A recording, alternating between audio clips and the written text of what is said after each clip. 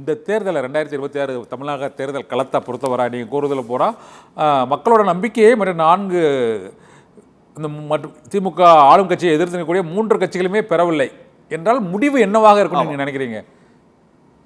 இது ஒரு குழப்பமான ஒரு முடிவு தான் இன்னைக்கு வரும். அது ஏன்னா திமுகவின் மீது இருக்கக்கூடிய அதிருப்தி வாக்குகள் என்பது யாருமே நாங்க அதை தீர்த்து வைப்போம் அப்படின்னு யாருமே சொல்லாத பொழுது மக்கள் வந்து குழப்ப நிலையில தான் நிற்பாங்க. அதுதான் இன்றைக்கு இருக்கக்கூடிய பெரிய துயரமாக இருக்கிறது. இப்ப அதுக்கு நீங்க நீட்டு தேர்விலிருந்து விலக்கு வாங்க வேண்டும் என்று தமிழ்நாடு போராடியது, திமுக அரசு வாக்குறுதி கொடுத்தது. நீட்டு தேர்வை தடுத்து வைக்கக்கூடிய பணியை மோடி அரசு செய்கிறது. ஆனா மோடி அரசு பாரதிய ஜனதா கட்சியோட கூட்டணி வைத்திருப்பது அதிமுகவாக இருக்கிறது, ஆட்சியில் இருப்பது திமுகவாக இருக்கிறது. அப்ப நீட்டுக்கான போராட்டத்தை பெரிய அளவுக்கு போராட்டத்தை கட்ட வேண்டிய பொறுப்பு திமுகவுக்கு இருக்கிறது. நீட்டை விளக்க வேண்டிய பாரதிய ஜனதா கட்சிக்கு அழுத்தம் கொடுக்க வேண்டிய பொறுப்பு அதிமுகவுக்கு இருக்கிறது. இவங்க 2 பேருமே செய்யல. மாற்று என்று சொல்லக்கூடிய கட்சியாக நாம் தமிழர் கட்சி இருக்கிறது அல்லது விஜய் அவர்கள் கட்சி இருக்குதுன்னா அவர்கள் மக்களை திரட்டி போராட்டம் நடத்த வேண்டும். இது 4மே நடக்கல. அதுதான் பெரிய துயரம். இன்னைக்கு தமிழ்நாட்டுடைய மிகப்பெரிய துயரமே அதுவாகத்தான் இருக்கிறது. தேர்தல் அரசு வாக்குறுதி கொடுத்தவர்களும் செய்யல, ஏன் செய்யலன்னு கேட்கவும் இல்ல, மத்தவங்க மக்களை திரட்டவும் இல்ல. இப்படி குழப்பமான நிலை தமிழ்நாட்டில் இருக்கிறது. உங்களை போன்ற ஒரு சில செய்தி ஊடகங்கள் தான் எங்களை போன்று போராடுகின்ற அமைப்புகளுக்கு ஒரு செவிமெடுத்து எங்களது செய்திகளை வெளியில் கொண்டு வருகிறீர்கள். இல்லை என்றால் எங்களது போராட்டங்கள் எங்கேயுமே எந்த ஊடகத்தில் செய்தி இல்லை. எங்களை பாக்குற என்ன கேட்பாங்க, நீங்க திமுக ஆட்சியில் அமைதியா இருக்கீங்களா? நாங்க தினம் போராட்டம் நடத்துறோம், இதுக்காக வழக்குகள் வாங்கி கொண்டிருக்கிறோம். எங்கள் செய்திகள் வெளியில் வருவதில்லை. எந்த விவாத ஊடக விவாதங்களும் நாங்கள் அழைக்கப்படுவதில்லை. இந்த பிரச்சனை குறித்து எங்களால் எங்குமே பேச முடிவது இல்லை.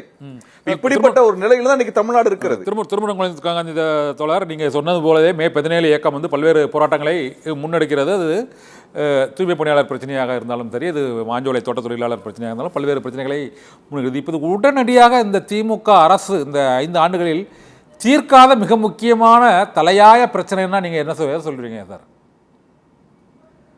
தீர்க்காத பிரச்சனை என்பதை விட மிக மோசமாக கையாண்ட பிரச்சனை என்பது தொழிலாளர் பிரச்சனை தாங்க. அடிமட்ட தொழிலாளர்கள் சம்பந்தமான எந்த விதமான தொழிலாளர் நல கொள்கை திட்டத்தையும் திமுக அரசு எடுக்கவே இல்லை.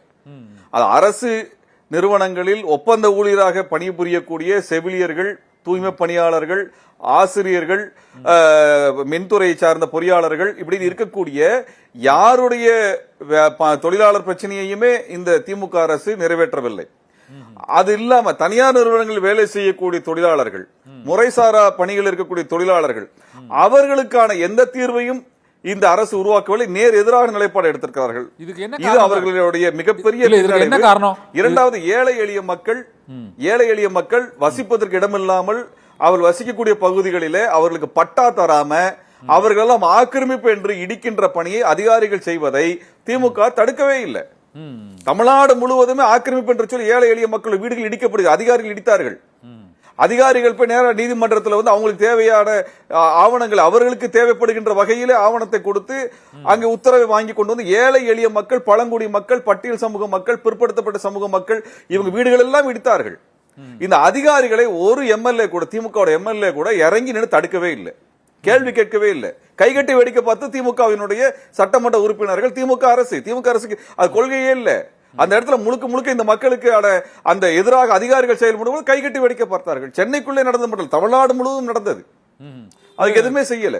திருமணம் தொடர். இதுல இன்னொரு முக்கியமான விஷயம் வந்து இந்த அனகாபுத்தூர் பகுதியில் அந்த ஆக்கிரமிப்புகளை குடியிருப்புகளை அந்த அகற்றும் அந்த நடவடிக்கையின் போது அந்த ஆற்றங்கரை விரிவாக்கம் வெள்ள தடுப்பு பணிகளுக்காகத்தான் நாங்கள் அதை விரிவாக்கம் செய்கிறோம் என்று கூறுகிறார்கள். இதே போல கூவமாறின் கரையோரமும் உள்ள பகுதி மக்களும் பலர் இதே போல இடமாற்றம் செய்யப்பட்டார்கள். ஆனால் அதே கரையோரங்களில் பல்வேறு அடுக்குமாடி குடியிருப்புகள் கட்டப்படுகின்றன. அதற்கு எதிரான வழக்குகளோ மற்றும் அதற்கு எதிரான ஒரு போராட்டங்களோ இல்லாட்ட நடவடிக்கைகளோ அது இல்லாமல் இருப்பதற்கு என்ன காரணம்? இந்த குடியிருப்பு வாசிகளை அங்கிருந்து அகற்றி விடுகிறார்கள் எளிதாக. ஆனால் அதே கரையோரம் பல மாடிகளை கொண்ட அடுக்குமாடி குடியிருப்புகள் சென்னை மாநகரம் முழுவதிலுமே இருக்கிறது. அது கூவத்தின் கரையோரமும் சரி, அடையாற்றின் கரையோரமும் சரி, பல்வேறு இடங்களிலும் இருக்குது. இதற்கு எதிராக வழக்குகளோ அல்லது அந்த கட்டுமானத்தை நிறுத்துவதற்கான உத்தரவுகளையோ எந்த ஒரு பொதுநல அமைப்புகளோ பெற முடியாமல் இருப்பதற்கு என்ன காரணமாக நினைக்கிறீங்க சார்? அதுக்கு காரணம் என்னன்னாங்க, இந்த சட்டவிரோதமாக ஆற்றங்கரையோர பகுதியை ஆக்கிரமித்து கட்டியிருக்கக்கூடிய பெரிய நிறுவனங்களினுடைய அந்த நிலத்துக்கு அங்கீகாரம் கொடுத்து பட்டா கொடுத்து அதுக்கான அப்ரூவல் கொடுக்கிற வேலையெல்லாம் இந்த அதிகாரிகள் செய்கிறார்கள். அதிகாரிகள் பெரிய அளவுக்கு ஊழல் வேலை செஞ்சுட்டு இருக்காங்க. அவங்க காசு வாங்கிட்டு அதற்கான கையூட்டு பெற்றுக்கொண்டு லஞ்சம் பெற்றுக்கொண்டு இது போன்ற சட்டவிரோதமான ஆக்கிரமிப்புகளுக்கு பெரிய பெரிய கார்ப்பரேட் நிறுவனங்களுக்கு அனுமதி கொடுக்கறாங்க. அந்த நிறுவனங்களுக்கு அனுமதி கொடுத்ததெல்லாம் அதிகாரிகள். இதுதான் இங்க பிரச்சனை. இப்ப நீங்க போய் நீதிமன்றத்துல போய் வழக்கு நடத்தணும்னா அவங்க என்ன ஆவணம் கொடுக்கணும்? இந்த நிறுவனங்கள் என்ன சொல்லுது? எங்களுக்கு அரசாங்கம் வந்து சிஎம்டிஏ கார்பரேஷன் இதெல்லாம் அனுமதி கொடுத்துட்டாங்க. நீங்க எப்படி அவங்க அனுமதியோடு தான் நாங்கள் செய்கிறோம் என்று நாங்கள் சட்டப்பூர்வமாக நடவடிக்கை எடுக்கிறோம் சொல்லி சட்டப்பூர்வமாக தான் நாங்கள் செய்கிறோம் சொல்லி அவங்க பேசுவதற்கான காரணம் ஊழல் அதிகாரிகள் தான். இந்த ஊழல் அதிகாரிகளை கேள்வி கேட்க வேண்டிய திமுக சட்டமன்ற உறுப்பினர்கள் எந்த கேள்வியும் எழுப்புவதில்லை. எதிர்க்கட்சி உறுப்பினர்களும் அது தொடர்பான எந்த கேள்விகளும் எழுப்பவில்லை என்பதை சேர்த்துக்கலாம். எதிர்க்கட்சி உறுப்பினர்கள் அதை பத்தி பேசுறதே இல்லை. முதல் 2 போராட்டத்துக்கு அதிமுக வந்தாங்க போனாங்க.